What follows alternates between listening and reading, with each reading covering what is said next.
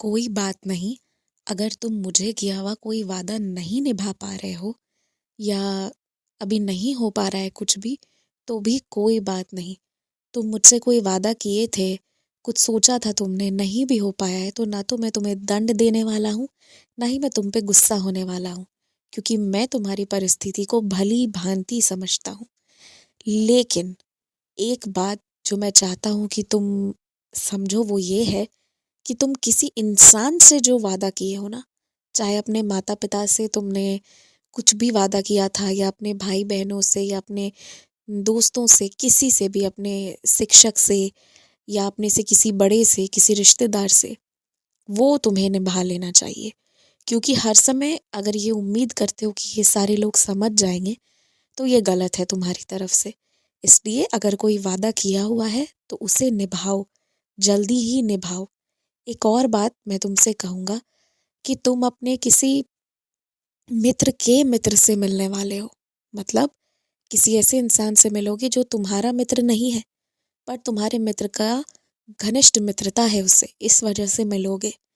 तो जब तुम वहाँ जाओगे ना, तो तुम जैसे भी जाओगे, वो ये दर्शाएगा कि तुम कैसे हो, और ये ना तुम्हारे साथ-साथ तुम्हारे मित्र की छवि को भी दर्शाएगा उसके मित्र के सामने, कि उसने कैसे लोगों से मित्रता की हुई है।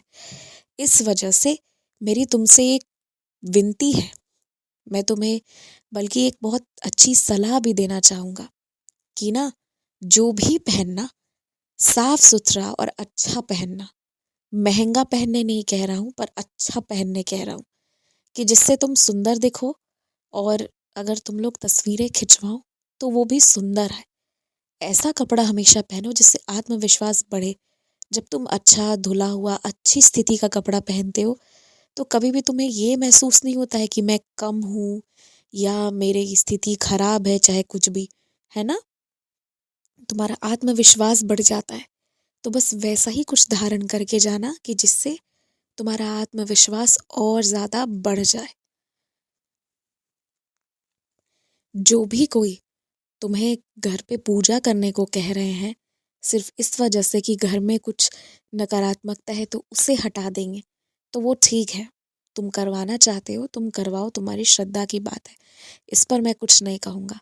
लेकिन मैं एक बात ज़रूर कहूँगा कि अगर इससे पहले ऐसा हो सके कि तुम अपने घर में बैठकर 108 बार हनुमान चालीसा के पाठ कर सको यदि, तो पहले वो करो। मैं तुमसे एक बात और कहना चाहूँगा आज, कि तुम्हारे घर में ना कुछ भी नकारात्मकता नहीं है। तुम्हारे घर पे बल्कि देवताओं का वास है। तुम्हारे घर पे मेरा वास है। लेकिन जो भी तुमने कहानियाँ सुनी है ना, उसके वजह से तुम्हारा दिमाग हर बार तुम्हें एक नकारात्मक दिशा में लेके जाता है।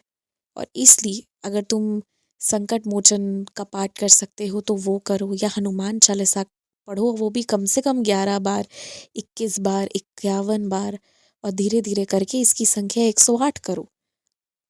और ऐसा तुम विगत कुछ दिन, अगर तुम्हें 2-3 दिन छुट्टी मिले ना, तुम पूरा ध्यान हनुमान चालीसा पे लगा दो, और तुम देखो तुम्हें कुछ स्वप्न दर्शन भी मिलेंगे।